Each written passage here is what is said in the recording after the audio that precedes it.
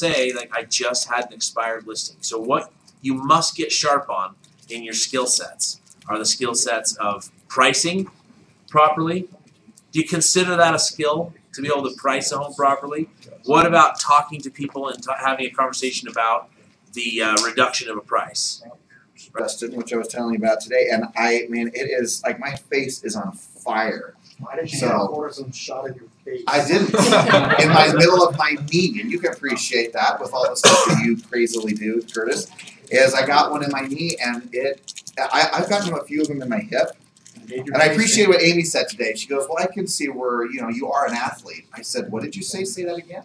She goes, you're an athlete. I'm like, oh, I like the sound of that, Justin. So anyway, it's good to be with everybody. So, but I have golfed a little bit, but not that much. So anyway. All right, well, great to be with you guys. So my whole take today is that, here you are at the beginning of the year. I would just give you 5 key things that you should make sure you have in place. I'm not going to spend any time on them, but I just want to remind you that if you don't have them yet, Taylor, you should have these, right? And that would be your top 5 goals. That is at minimum. Number 2 would be your plans to get there, right? Just like your business plan. You get a business plan right there at the front desk. Number 3 would be your schedule. If you're just taking a note on the schedule itself, I always say that there's 5 things that I'm most interested in. Come on, then, ladies. I'm most interested in the schedule is 5 things. The moment that you're going to go to bed, when you're going to wake up, when you're going to exercise, when you're going to practice, rehearse, journalize, trainings, whatever it may be like this. And then 5th would be the time in which you're going to generate leads, prospecting, or you just put as prospecting. So, and then the next thing, of course, would be how you're going to be held accountable. Who's going to confront you when you're off? How many of you guys are fans of Mel Robbins? Anybody know who that is? Yeah. What's her famous book? 5 Second Rule, right? If you haven't read, that's a great book, right? But my favorite real part of that book is simply this. She said, look, as a kid, she says, your number 1 job as a parent is to get your children to do what they don't want to do. I thought, pretty profound. I mean, you've got still some young ones listening, right? I mean, it's pretty profound when you think about it, because I think about, like, Isaac. If I didn't constantly harass Isaac, all he would do is drink Mountain Dew. Let's see here. He'd eat quesadillas from Cafe Rio every time. He would, what are those? Taquitos? Taquitos. Yeah, see, taquitos. See, those. And he would play Fortnite 24/7 in the midst of a few hours of sleep. He would never go to school. He would lose his interest in baseball. He would never work out. And so my whole job is to make sure that he does all the things he's supposed to do when he doesn't feel like doing them. And I think that fundamentally as a parent, that's your job. It is to get your kids to do what they're supposed to do, and because they don't feel like doing it. And it is rare. There'll be a point where that will transition and they self-guide themselves, but that is primarily one of your primary jobs. So you're saying it gets easier? No. Kinda not. I mean, this is my everyday struggle. I don't know. I never had a loud voice until I had kids. Yeah. Now I daily have a loud voice. Right. It's bothersome. Yeah. I'm really struggling with this.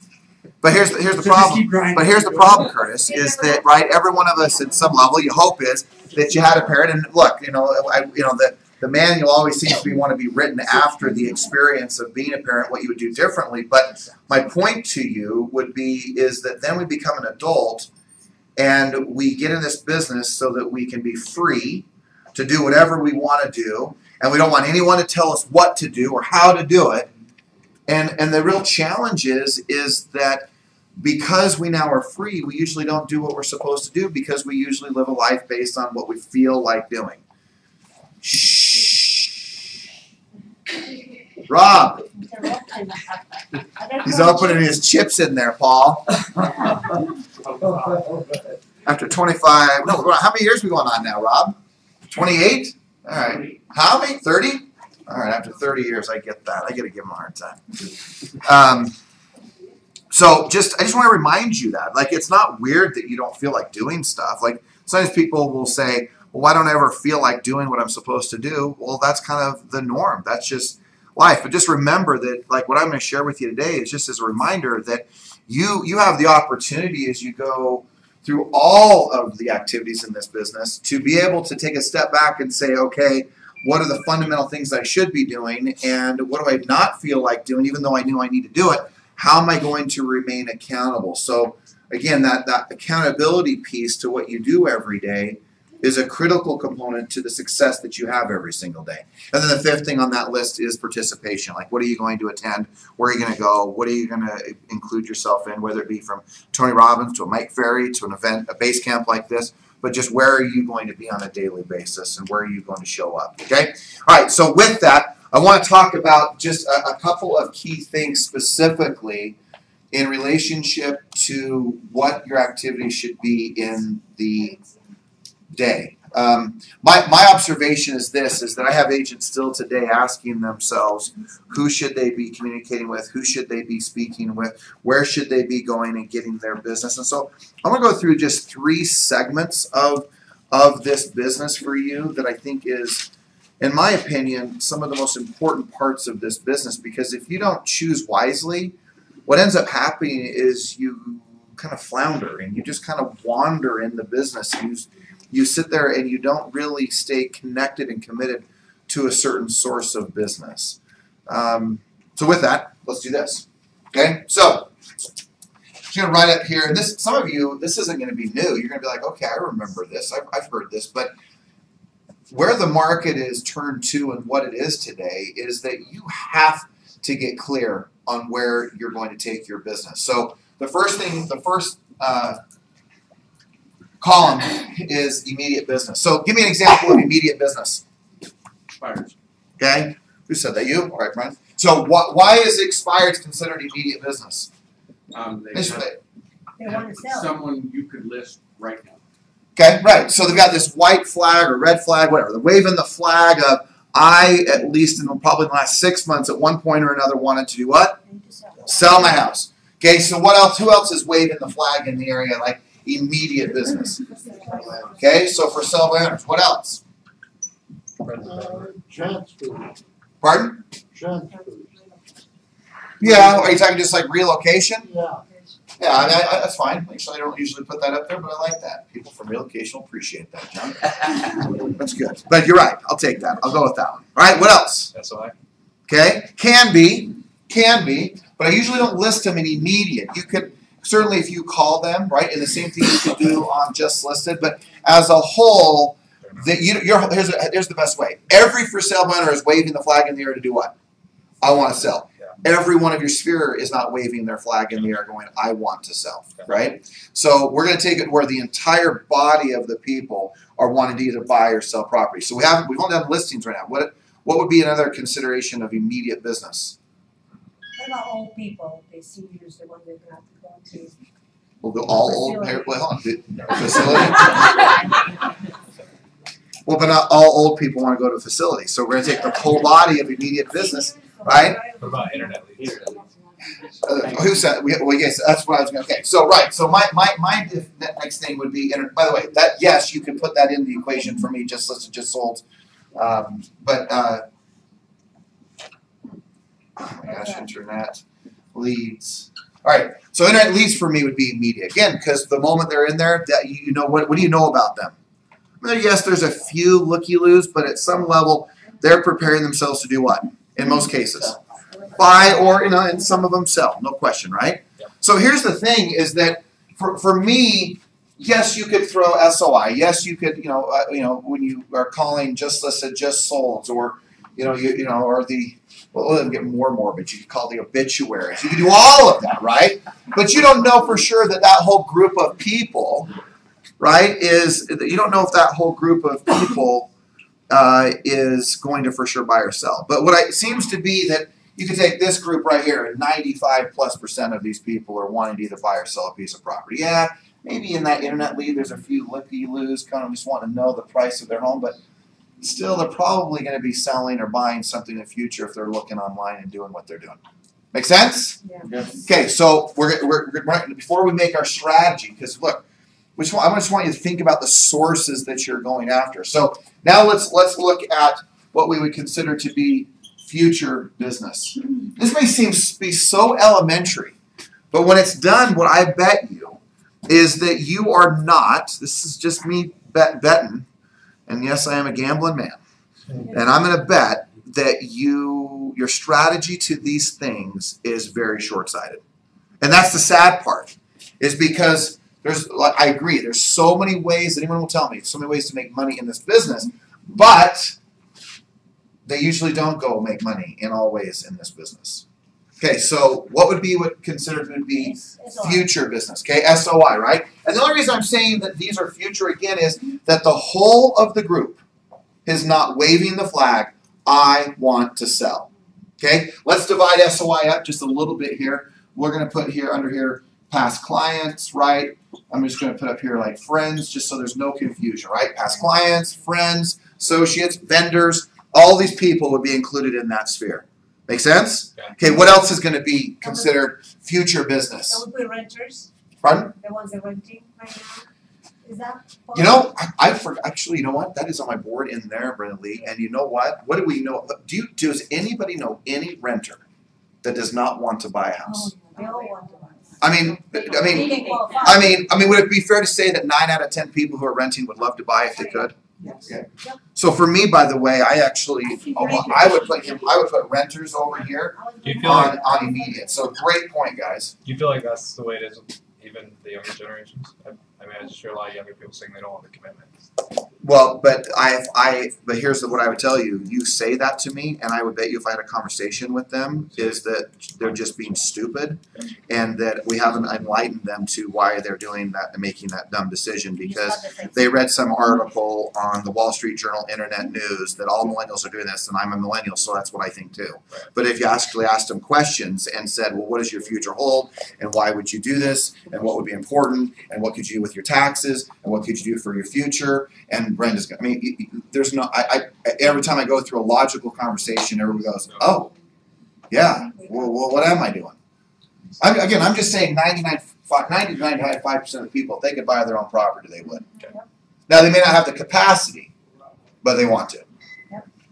Actually, millennials are actually starting to move toward home buying now. They're just taking a longer time to get to it. All right, good. Well, have you told them that? Do they all know that yet? Probably not. Just kidding. It's Jay Bentley's birthday. Oh, Chris Ferguson's back there. 35. It's his birthday. 32. Buddy. Okay. And if I don't know why they're over here, but we got Justin Udy and Rob over here. There's Sean. You know. Is it really? So really? Yes. You know that's the other one I always put on there. Thank you. Perfect. Okay. Anything else? Okay. We'll name other sources of business. So let's go to future business. What else? Okay. So yeah, let's go through. I'm gonna start here just in the order that I maybe give you a little bit of a hierarchy. I'm gonna list those things right there. But let's put just listed, just sold. Sometimes I'll say just listed, just sold, and people will come up after. What is it? Just listed and just sold? Can someone explain that to me really quick, Amaria? I know it seems basic, but I'm serious. I get asked. What does that mean? It's either calling around a neighborhood where a home was just listed or just sold or door knocking. All right, so you're either calling or door knocking, and again, all of these, most of them could be either door knocked or by phone. But you're either a home was just listed in the area, you're calling around it, or knocking around it, or a home was just sold, you're calling around it, or you're knocking around it. Okay? Do you know that every person in that list, even though when you may say, hey, we know when one home sells, we know another one sells right away. Do we know that everybody on that street wants to sell? No. No, but will we find someone who wants to sell if we probably went and knocked on 30 of the doors? Yes. The answer is yes, for certain. All right? One of my favorite memories, by the way, we're going to be honoring her at the summit next week, by the way. We have her children coming, but it's Cheryl Humphreys. One of my favorite memories with Cheryl was door knocking with Cheryl. And it was a year where I went out a couple of times. I went out with Heidi Costain, and we listed the first home we knocked on. And then I went out with Cheryl the next week or two. I can't remember which it was, somewhere in there. And that same day I knocked with her, and the next week I knocked with her. And we had 3 solid leads, and she went out and gave a listing presentation, and we knocked on, we only talked to 5 people. Because I just want to point out, 97% of the households in America have the ability to sell. So meaning 97 out of 100 homes if they said, I want to sell, could. So just think when we were out door knocking at that moment, it was 1 out of 22 homes that were above water that could actually sell. So I want you just to really think about the opportunities that are out there, and we're going to drive down some numbers here in a second, right? All right, so SOI, past clients, friends, just listed, just sold. All right, Rick said attorneys, right? And the 3 types of attorneys I'm usually looking at are what? Okay, so we're going to look at divorce attorneys, we're going to look at estate attorneys, and we're going to look at what else?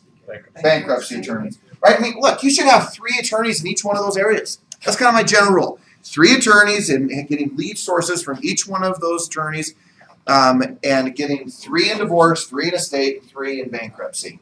Show those relationships. You should be putting them in place. So I thought I saw a hand or something somewhere. Barbara? Well, how would you go about that if I don't know any of those? How do you approach it when you're talking about the attorneys? How will be the conversation to be able to get those leads? Well, I never. I mean, it's just me randomly. Maybe someone else has another way of doing it. But if it were me, I would just. Well, today I might even put it on Facebook that, hey, I'm looking for. Actually, I wouldn't do that. Might not work out real well, Mike. It's probably not the best approach, right? But my point is, I would start asking him a question and say, hey, look, I'm trying to build my arsenal. Or I would just pull out the phone book and start making phone calls and just truly or go walk into the different firms and just create relationships. Okay? We're of good luck by offering comparables. So, divorce sales, all these Perfect. comparables. And what's catching now is, like, if we work with the wife's attorney, the husband's attorneys actually started pulling us in. So we're actually working we're the one person working both sides. Okay, perfect, love it. Which builds into then accountants, right? So I might ask my accountants, right, that I'm working with, CPAs, right? John? Financial planners. Okay, right, all on that list, right?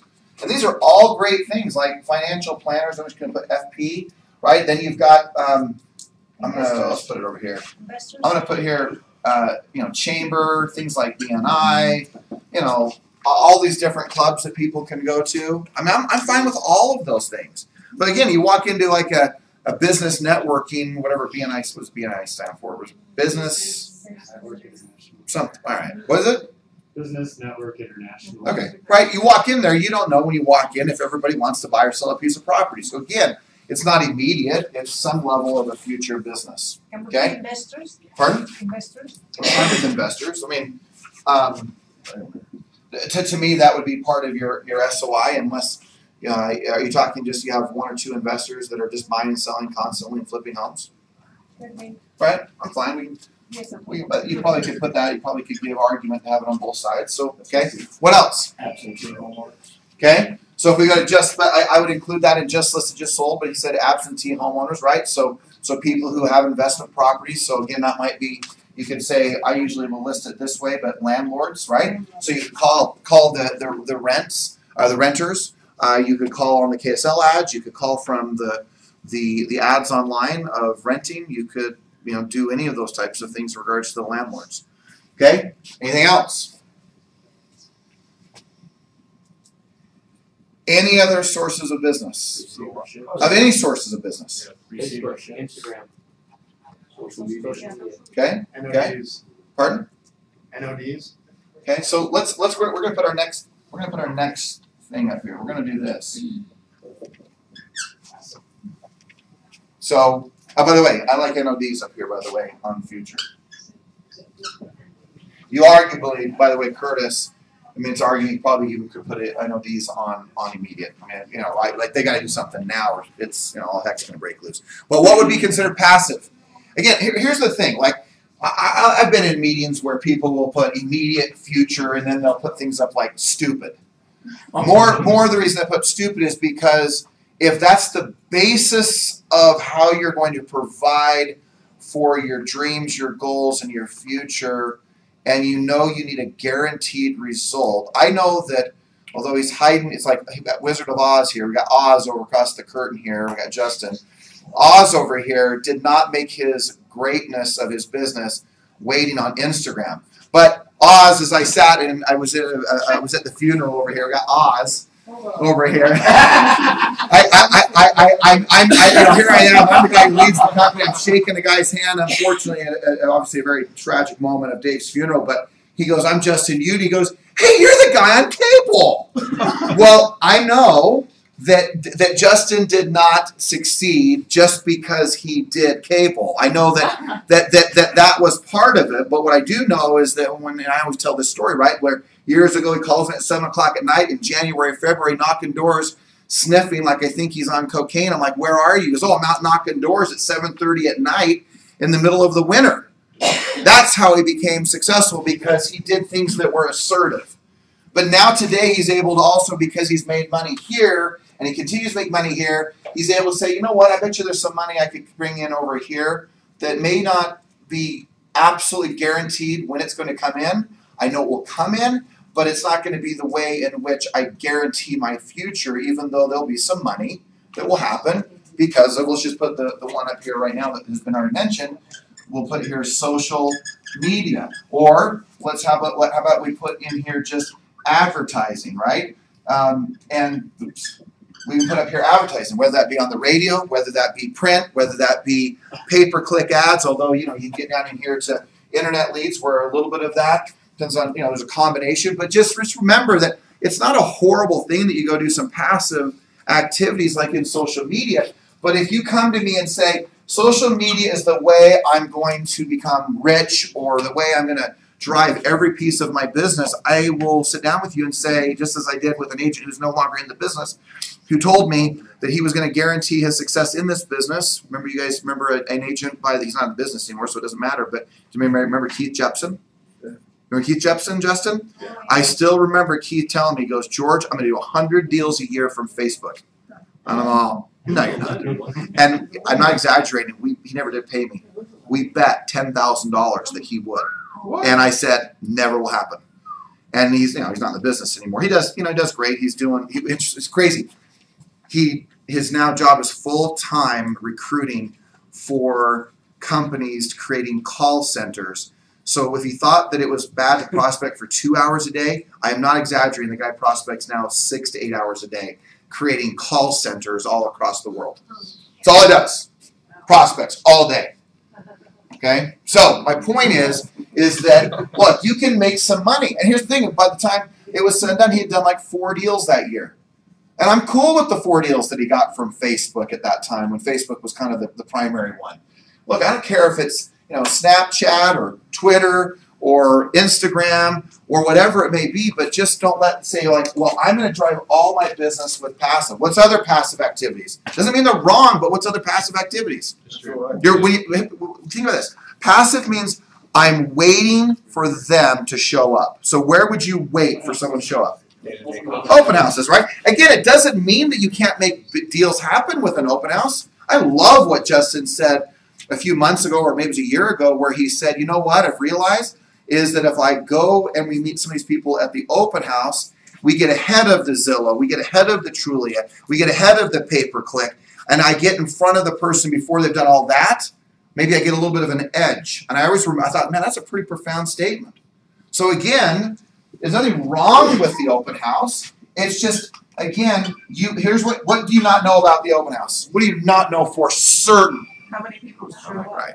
Or if anyone will. And if they do show up, there's all the roll of the dice. So again, it doesn't mean people will come to me and say, "Well, George, you talk poorly. You said open houses don't work." No, I did not say that. I did not say that.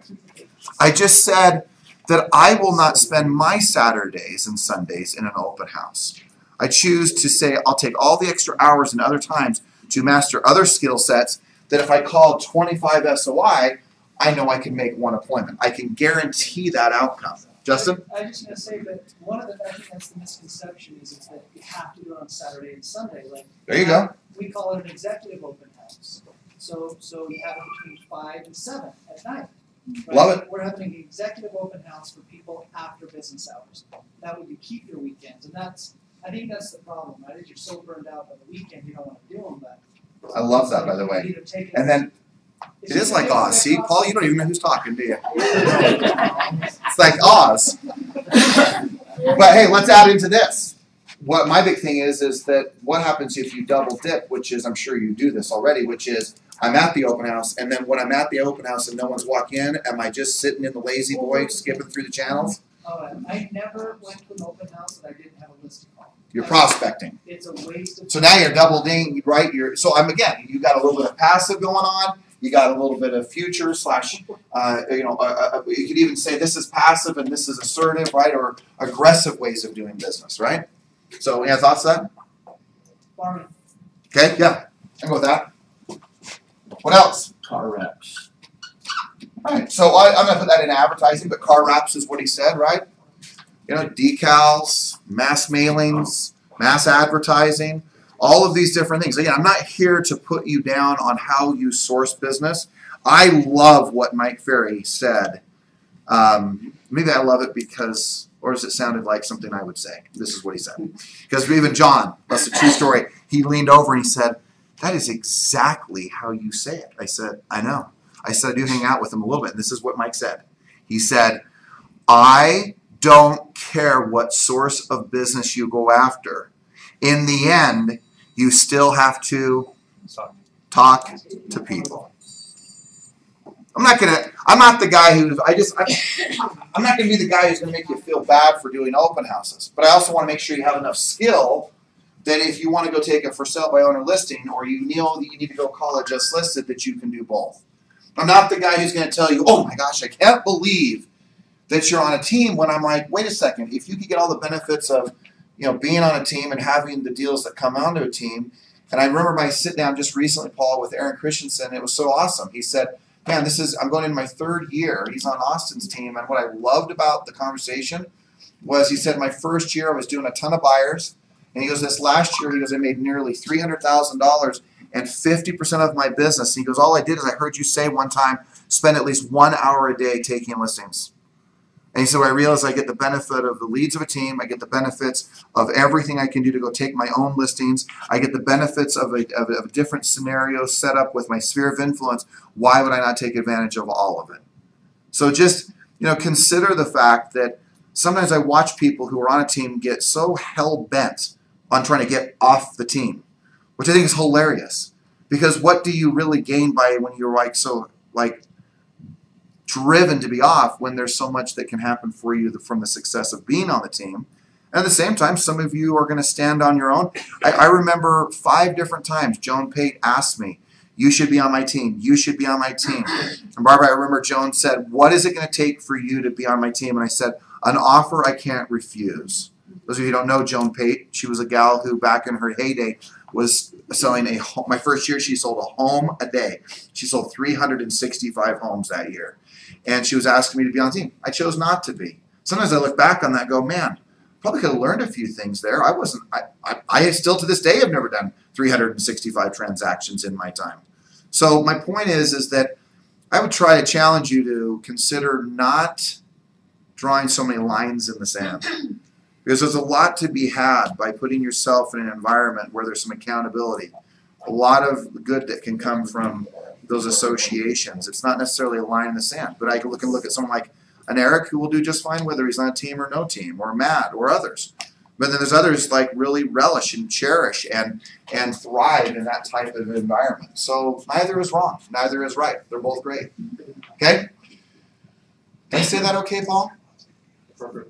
Yeah? I mean, that's probably fair, right? Yeah. I mean, you've dealt with that where people get lined in the sand. I gotta be off the team. But why? Well, you get the benefits of both at sometimes when it's a good situation. But again, it's not for everybody. And that's okay too. I never did. I was just going to add random conversations to the passive. I don't know what you call it, but like you're out, somebody hears you're a real estate agent, they ask you questions. So you could say social. How about we do this? How about social events?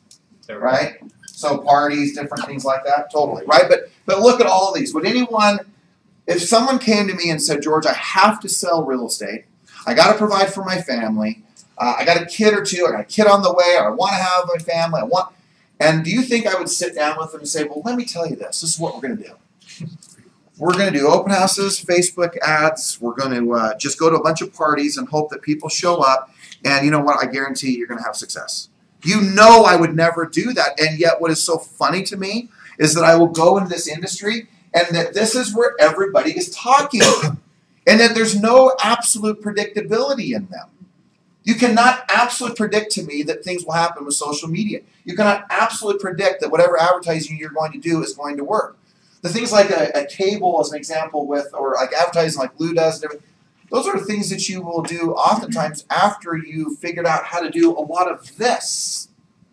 Right? I know that Lou knows how to do just listed, just sold. I know she knows how to knock on a door and have success in a for sale by owner. So all of this is like gravy. It's the fun part at times that people get real attracted to, but yet it's not where you can duplicate the business. So the reason why I'm trying to share this like message in a way that you can sit there and go, all right, here's the way I can get immediate business. Here's my future, but maybe I'll do some of this, but this is not a guarantee. I just want you to have it really like clear in your head as you go through this. Make sense? Yeah. Okay. Any other things you want to add to it? Is there anything I missed? Really? Wanda brought it up, referrals. They can tie into SOI, but they're immediate. When you do a good job of letting people know you want them to refer you. Yeah. So I'm glad. Let's just put this here: referrals, right? Right. And sometimes those are immediate. The reason I say is again, not every past client, not every client you work with, not every SOI has. Every one of them does not have a referral. So I'm going to put them again in the future because it's not 100%.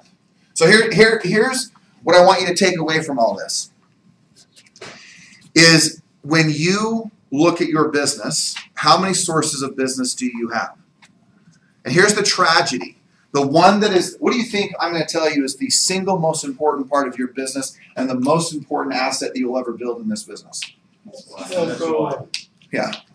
Yeah, right. So, I mean, do you think if a doctor or dentist was selling their practice and they said, it's a great practice. Okay, great. Tell me a little bit about it.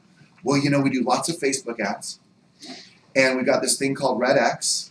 And we have lots of leads that are there. And, you can call on them anytime. And do you want to buy my practice? No one would ever buy that. Ever. Because it doesn't have any value. So the only way that you can equate significant value in your business is that you have to create an asset that has some type of predictability. And some of you can know that, hey, if I call enough of my sphere, this is the percentage. I'm going to talk about that in just a second. We're going to talk about two sets of numbers in a minute. But I just want you to think about the sources of business that you're choosing. And here's the deal. I believe that you have to have at least 2. I prefer 3. And I'm telling you, if you go over 4, unless, again, you have an arsenal of a team around you, you'll never sustain it. So I am not telling you to go after every one of these people up here, especially not immediately for some of you. So what I want you to do right now is, if I was to say, choose one, right? We're first going to, no matter what, choose the SOI. And here's the other part of the deal. You have to have at least one source of business in the immediate column. One source over here of expireds, FSBOs, relo, internet leads, renters, sign calls, like one source that you really, truly go after every single day on the immediate side of the business. Then you need to have one in your future. When I look at like Brian Noel over here, I remember when Brian and I first met, he was pretty dialed into one way and one source of business. What was it? SOI. And I remember we sat down, I still remember this, by the way, like to even swallow the pill of saying expired listings was like, oh, well, I'll wait on that. But eventually got to the point where you really kind of maxed out what you knew your return was going to be on your sphere. And I still remember you coming and saying, okay, I'm ready to add the next source of business in my business. And to where today, he really rarely ever makes less than $500,000.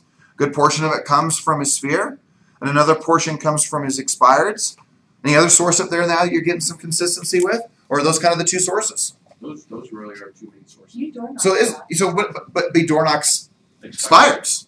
So here's the thing that's interesting. Here's a guy, and when we met that year, you made how much? What was the most you'd ever made in real estate sales before we met? $80,000.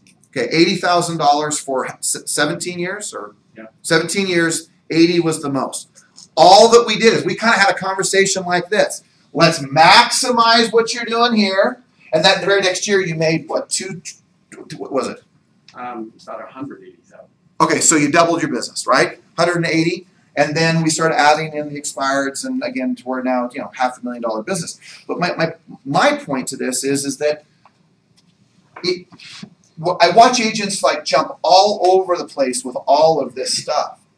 Just for me, give me perspective. I didn't have anybody tell me I should do this when I first got in the business, and if I did, I didn't hear them. I didn't want to hear them tell me my sphere. So it took me several years before I said, oh wait, I'm going to pay attention to this. But my mainstay right from the moment I got into the business was FSBOs. That doesn't even need to be yours. It just was mine. And what I think is so funny when Leslie Thorpe is in here, you know, we would have this conversation. She loves expireds. I hated them. She didn't like FSBOs. I love them. You know what? Each one of you are going to have your different. In fact, fair to say, Taylor, that do you like for sale binders more than expireds? A lot more. See, but how many like expireds more than FSBOs? Isn't that crazy? It's all good.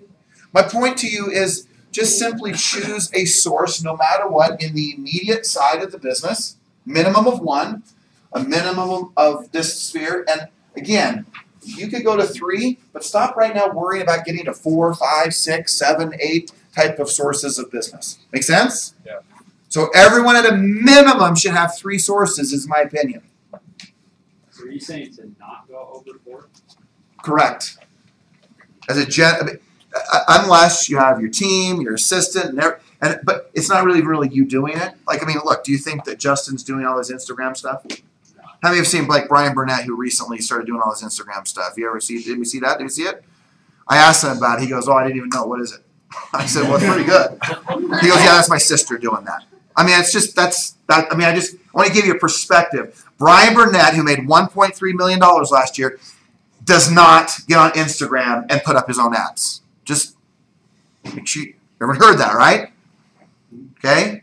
So yes. So I'm saying choose at minimum one on the immediate, your sphere, and one other. For me, my thing was sphere, FSBOs, just listed, just sold. That was kind of my deal for most of my career. People always ask me, what would you do? I would make 50 contacts a day and have legitimate conversations with 97% of the households in America who are above water. If I had 50 conversations a day with just listed, just sold, I would list a home a day. I know that's what would happen. I know because I know my skill set. So that's what I would do. But again, that doesn't mean that's what you need to do. But you've got to know, like, where are you really going with the sources of business every single day? Okay? Any questions on that so far? I just want to jump into 2 numbers, sets of numbers. Good? Taylor, we good? Is this helpful? Yeah. It may seem like rudimentary, but guys, if you're like bing, bing, bing, bing, all over the place on all these different sources, I'm telling you, you know, you can't be successful. You won't. And I would challenge you, I didn't say this, but I would challenge you to not switch gears on, like, if FSBOs was one of the ones you chose, don't change the course for 90 days. Don't do what agents do. They call FSBOs one day and go, I like that. Then they go the next day, expires. And then they may do that for a day or two. Then they go, well, I'm not really a guy who likes to get on the phone. I better go knock some doors. And then they go knock a FSBO or an expired. And they go, well, I don't really like that. I'm going to get on and, I've heard this call directory thing. I'll call. Oh, wait, all the numbers are bad. I better go out and door. I mean, they're just switching. That might even just be in 1 week. All of a sudden they go on FSBO, expired, just listed, just sold. And you never get this momentum going in a direction that you say, you know what? This is my source. And for 90 days, I'm going to drive every possibility I can out of that source. Make sense? Yes. Any questions, thoughts, comments, add-ons? Am I missing something? A lot of experience in this room. I have a story about Brian door knocking in a closing. And I loved it because the guy's like, I was like, how did you meet Brian? He's like, he door knocked. I'm like, well, why'd you pick him? He was wearing a suit. And it was like in Draper up on like South Mountain. Yeah. I just always thought, I'm like, hey, yeah, wear your suit. There you go. All right. Good one. Okay. Moral of the story is Wear a suit. don't feel bad if you're not wearing a suit in the room, right? No, I'm sure I dressed the part, right? Yeah, I get a kick out of Darren Castaigne when he went to the Salt Lake Board of Realtors and he was getting signed up for his first week in the business and he stood there at the counter with a suit, and he said, hey, I need to pay my dues or whatever, get signed up for the board, and then they said, well, what company? They go, you know what? I already know what company you're with. And he goes, how would you know that? Because you're wearing a suit. He said, you must be Everest. It was actually kind of funny. I've always gotten a kick out of that. That's fun. All right, so let's just do 2 sets of numbers, right? So look, at 10, we're going to talk about our SOI just for 1 second, and we're going to wrap up. Okay?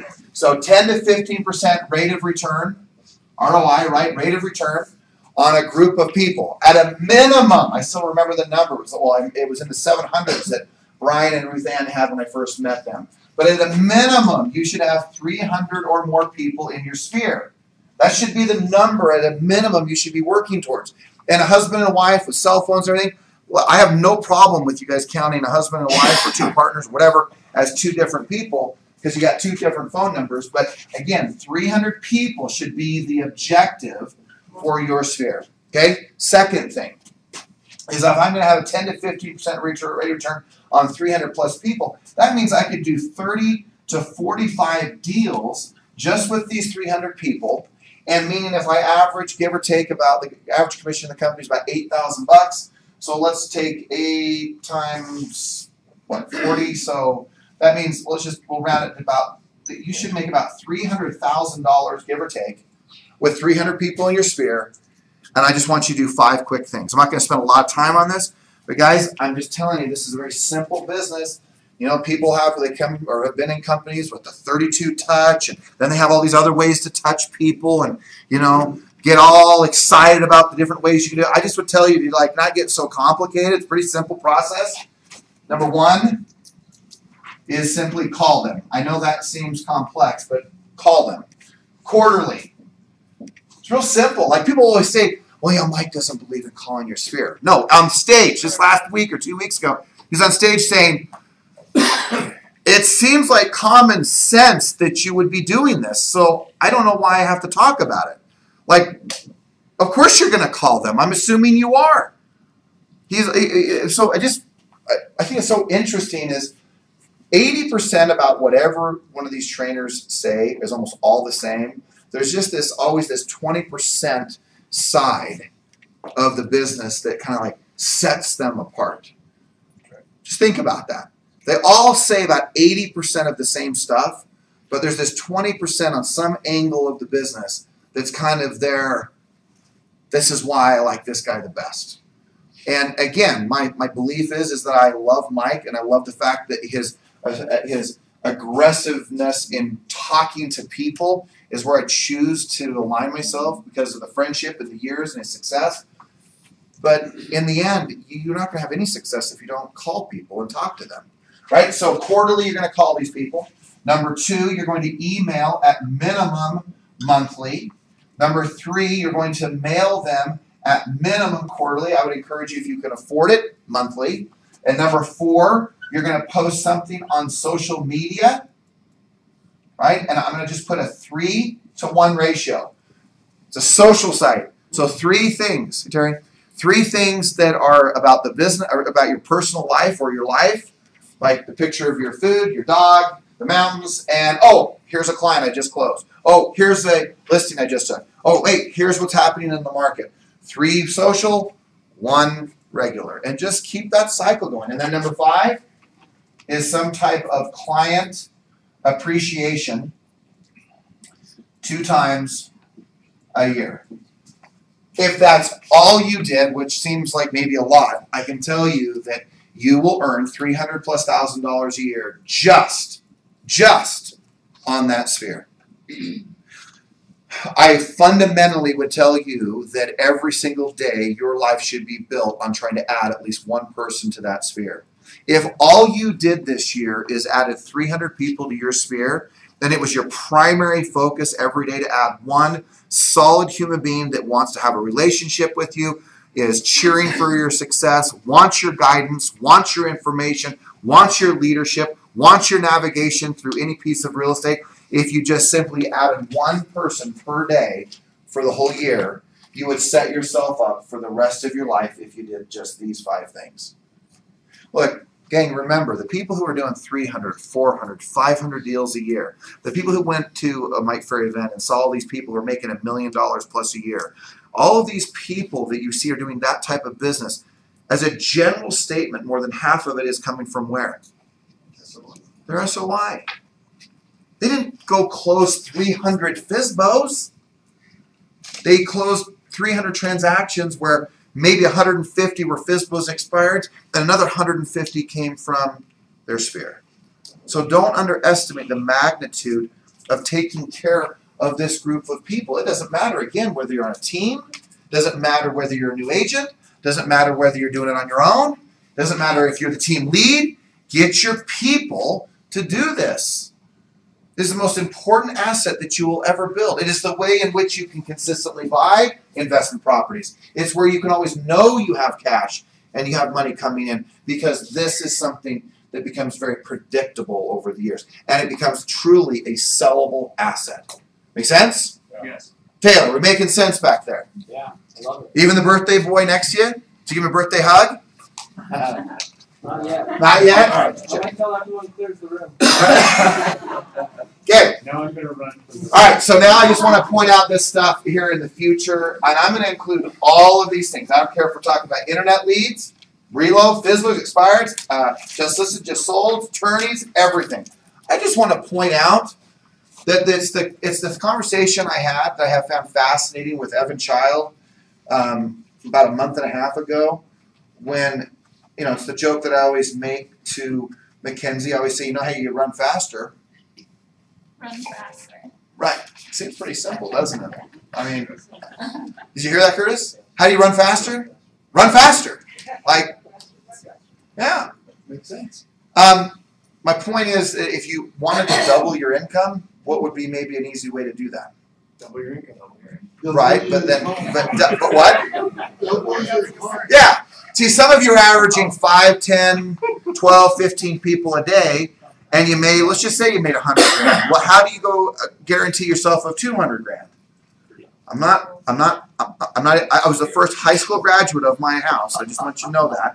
And I had 3 siblings before me, and I'm not that great and bright, but I know that if I wanted to go from 100 to 200 and I was averaging, I don't know, 7, 8, 9, 10 contacts a day, which is not too uncommon, how would I get 200 grand? 20. Double. Talk to 20 people a day. Double. Seems simple, doesn't it, Brian? Like magical. And people are like, how did you do it? What do you mean, how did you do it? All right? So just, look, this is my general rule. 240 work days a year. 240 work days a year. That's it. That's all I'm asking. How many days are in the year? 365 days. Take 2.5 months off. You got that part down, Curtis, right? You got the 2.5 months down, right? I'm only asking for 240. All right, who has a calculator? Someone pull out their phone, because you got to do some math for me real quick. You have your phone? Grab your phone. Do some math for me. All right. The first part will be real easy, but if I did 240, right? I mean, work days, and I legitimately said, you know what? No matter what, I'm going to make 30 contacts a day. So what's 240 times 30? 72. How much? 7,200 people? Yep. So this is called being a salesperson, meaning that you're going to talk to 7,200 people in a year. That number seems overwhelming unless you say, well, what do I have to do today? Make 30 contacts. Okay, but out of the 30 contacts, what should be an expectation? Is it reasonable, Eric, to set one appointment out of 30 contacts? I mean, you've been so disciplined as of late. It's awesome. Congratulations. Keep it up. Reasonable? Yeah. So everything's reasonable that if I talk to 30 people, you make one appointment. Buyer or seller, don't care what it is. Reasonable, Ginger? Yes. Okay. All right. So we're going to make out of 30 contacts one. So basically, we're going to set 240 appointments. Now, this is what freaks people out. They're like, oh my gosh, I can't make 240 appointments in a year. Oh my gosh. Because they start thinking for the whole year. But we're going to go back to this, and we're going to go back and go, well, but what do you have to just do today? Right? So we can make some rules, right? We could say 30 contacts or set one appointment in a day. I could live with some of that, but some of you are still not making enough contacts, Brian Noel. Because if you made more contacts, you could actually make 2 or 3 appointments. I know you well enough that you can make 2 or 3 appointments in 30 contacts. And that's the facts. I know he can. But I know he's not. I know he's not talking to enough people. I mean, I know you're not. Because you'd be earning more money. Because the easiest way for him to go to 500 to 1 million is double the amount of people you talk to. Truly, how many people do you talk to? Truly, be honest. 10 to 12. So Actual conversation. At 10 to 12. Try a lot, So if, dial a lot more. so if you had 20 conversations, you would then make how much? $1 million a year. Isn't that crazy? 2 hours a day is stopping him from earning $1 million a year. That's the decision he makes every day. I can't. I don't have time for that. It's 2 hours. I don't have time. Like I think about, was it Brian Regan? I don't have time. Good eyesight. I don't have time to go get glasses. Isn't that him? All right. 240 set. Okay, so legitimately, again, this I don't care buyers or sellers right now. I'm not going to decide between the two. I don't care right now. There'll be a point for some of you like it has to be listings, but not right now. So 240 set. How many are you going to attend in today's market? At least 1 out of 5. How many? Well, So 20 2 out of 5, attend. so No, not take. Attend. At a 240 set, once you do an analysis, they see the lender. How many will end up, Matt, do you think that you'd actually attend if you set 240? I'm like 3 out of 5 right now. Oh, that's okay. That's even far higher. Was it 1 out of 2? Is that reasonable? You're saying 3 out of 4, basically. 3 out of 5. 3 out of 5. But 3 out of 5. Oh, 3 out of 5. So, but that's what? That how much? 50-60%. Yes. Okay, so let's just say everybody okay with 50%? You set 2 appointments. You go on 1. Is everybody? Yeah. Meaning you send 2 buyers to the lender. 1 out of 2 of them gets qualified. Is that reasonable, Paul? Like 4. Four to get 1 on the lending side? Okay, all right. What about the listing side?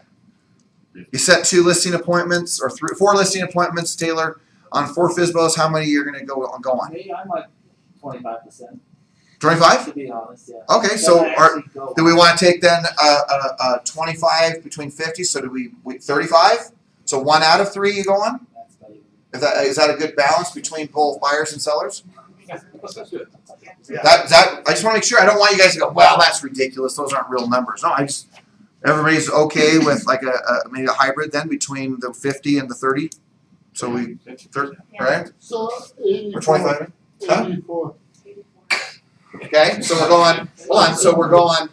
Are we going 33% on a 10? All right. So 33% we're going to 10. Is that okay? Paul, you okay at 33 on both buyers and sellers? So what did you say? What's 33% of 240? 80. All right. Okay. So we're going to attend 80 appointments. So I just want you to get perspective. Right. That means you are working nearly 10 months.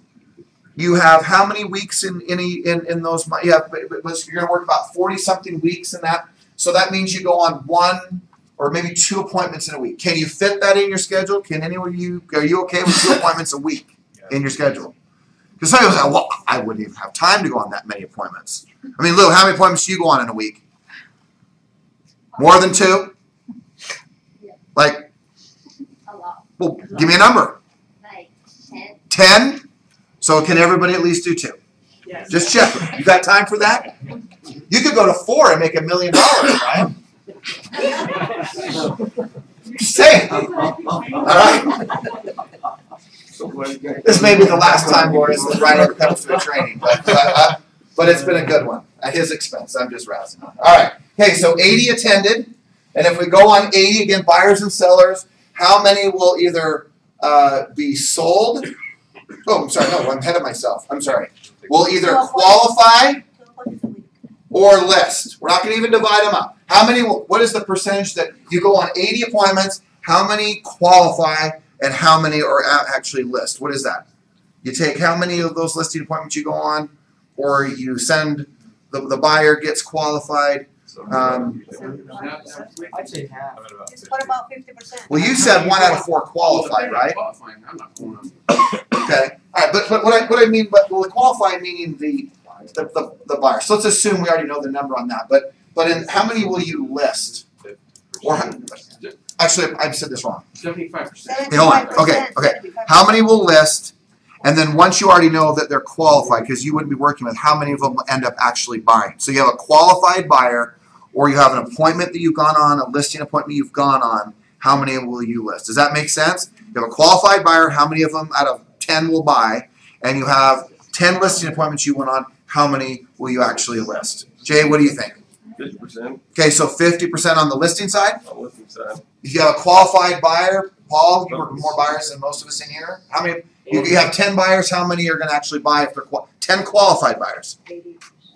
Yeah, about 75 or 80%. Okay, so if we They're took, qualified, if they qualify as a buyer, man, wouldn't it be 100%? If they no, qualify. I think people. There's reasons that people, or yeah, I'm fine with a higher number. I'm going to still take the lower. So if we took, if you said 75 on listings, you're saying actually about the same. We're saying 50% on listings, 75% on buyers. So if we took 65% of that once it's either listed or they're qualified as a buyer, that 6.5 out of 10 of them work out. Is that reasonable? It was I mean, I don't want him to go, well, that was not an exercise because that's not even. I mean, everyone's okay with that. Okay, so 65%. So what's 80 of 65? 52. 52. And if you, well, the buyers we know are going to buy. So it's really the listings. Once we've listed on a home that we list in today's market, how many of the 52? Let's say that 25 of those are listings, or 26 of them are listings. How many of the listings will actually sell once they're listed? At least 75%. So 3 out of 4. So and then the other 26. Not all of them will sell, but how about we even just do this? We'll say that out of the 52 that are listed and the buyers that go under contract, 80% of the 50. What's 80% of 52? 48, 46. What is that? Someone doing some math for me? What's 80% of 52? 41. 41? 0.6. 41? 42. 42. Okay. 42 times the average commission is $8,000. So basically, what's 8 times 42? 336,000. 336? Is that more or less than you have made last year? Some of you it's more, some of you it's less. But I just want to point out that, man, we can get all caught up in this whole thing and think, oh my gosh, what happens with the rates? Oh my goodness, what happens with the mortgage programs? Market shifting. What are we going to do? I just hope that you wrap your brain around the fact that if you want to make $250,000 a year, and Chris, I'm only asking for 9.5 months. I mean, you can create a baby in 9.5 months. I'm just asking for like 9.5 months of commitment from you, and you would make $300,000. I mean, that's what would happen. And all you have to do, now think about this in simple terms. What do you have to do every day? I know, but now, okay, so how many people? 30. 30 or one appointment. Or one appointment. And see, here's the problem. See, I'll put up these huge goals, like when we're doing business planning for the whole company. I still remember being in this meeting with a handful of our managers, and I put all these recruiting numbers and what we thought it should be, and the number was huge, Matt. And the first words out of a few of them were like, "There's no way that could happen." That was Rick. Right? No, you were in that room, by the way. But it wasn't a criticism because they saw the huge number and went, "No way." But then you like dialed it all down, and guess what? What do the managers have to do to make that goal happen? What do they have to do every day? Call every day. Yeah, but make it. Yeah, but it's simple. Come on, some of you know. I rap. See, good news. He knows things. It's what? Talk to 5 people and set at least one appointment. And all I'm asking of you is, and again, you can ask any of these great managers, Chris and others. Even you can let him off today. It's his birthday. But I'm just asking that everything works out. I don't care if I'm Michael here as a new licensee. I don't care if I'm Justin who's experienced. I don't care who you are, that if you make 30 contacts, whatever sources you choose, I love it if it would be 5 SOI a day, 25 combined of just sold, FSBOs, maybe are expired. But you make 30, and you set one, you will make $300,000+ despite what the market's doing, despite what rates are doing, despite what your people around you say you can do. All you have to do is say, yeah, look, can I every day set an appointment with either a new buyer or a new seller, and if I do that every day, will I double my income like I've been razzing Brian here, or will I make the money that I want? And the problem is that what's happening is we aren't doing this part every day, which is just simply talking to 30 people, setting one appointment. This business is so simple, but we will complicate it at such deep levels. It is unbelievable. And the thing that is so scary is that those who don't get sucked into all these passive ways, or we could put in here extreme amounts of money by buying business and lead sources. Again, you can do it that way, but this is a way that you don't have to really, all you have to do is give your time, your skill sets, your energies, and if you do it, this is the outcome. If you could do it for how many days, Curtis? 240? Right, so that gives you how many days off? 4 months. Bunch. A lot. Like a lot. 4 months. It's only 34 weeks. Yeah. 34 some weeks. That's all. That's what's crazy. I mean, I'm serious. If you're like someone who's like I don't know, I'm going to really work 6 days a week or something like, or 5.5 days a week, that's a whole other ball game of what you can do. So again, I hope that I always try to correct the messaging, right? Look, I am for teams. I am for internet leads. Like 90-something+% of the people who buy a home today, where do they go at least at some point? They go on the internet. Okay, but can you beat that? Can you go talk to them before they choose their agent online? Can you do it much more cheaply by calling, like Taylor will call a FISBO, or knock it just listed, or knock 30 homes, or knock 25 homes around a new listing that just can't. You can beat all of those odds, because what I know is your voice, your presence, your persona, standing in front of a buyer or potential seller at a door, knocking it or calling it, is a far better sale than an ad, than a pay-per-click, than a farming campaign, or you doing an open house and waiting for people to show. I know that all of those things are better than the other things that are up there. You are better. That's the whole thing, is what this world, I think is a fair statement to say, is in need of. It's not, I mean, it's kind of getting a little old, but if you really think about it, what it is in great need of is great leadership. And what people are buying from you isn't your MLS. It's not your great property tour. It's not, I got the best ad, I got a cool assistant. It's your leadership. That's what they get sold on. So if there's any advice I could give you, is that this, though, over here, requires you to do the most difficult thing, which is to work on yourself. And that's the reason why, as an organization, I always say that this business is about working from the inside out.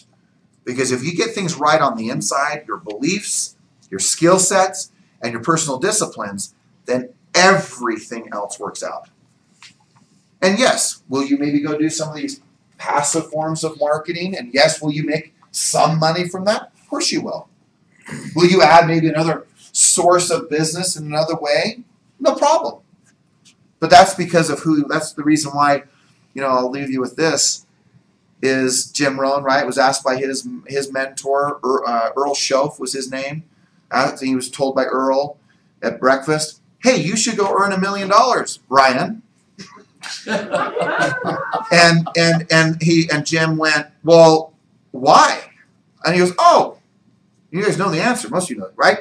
It's not about the $1 million. It's what? What is it, John? Person you have to become to earn $1 million. That's the one, a big aha for all of us. And that's the thing that no one really wants to look at. But there's not one of you in here that can't do it. It's the reason why I say nothing you can't learn, nothing you can't do. So if you learn it and you do it, it'll work out. And there will be lots of mistakes. You will say lots of dumb things. You will have horrible presentations at times. And then all of a sudden, you'll have some great presentations. You'll break through your fears, your anxieties, the things that stop you. Just don't stop. Stay in the fire that I always talk about, right? Stay in the furnace. Don't release yourself from it. And see what might happen. See what happens when you say, Okay, now I have to do this. One more thing. I'm gonna leave you now. I'm done. But I'll tell you, it's like I got to speak. I mentioned to the group. Yesterday was fun. I had a good fun time talking to I did a 2-minute message to the Cottonwood Colts basketball team yesterday. And they had not won a region game yet. And they were playing one of the better teams. In fact, on this team, 2 of the players on Brighton, who they played against, 2 of the team members are amazing basketball players.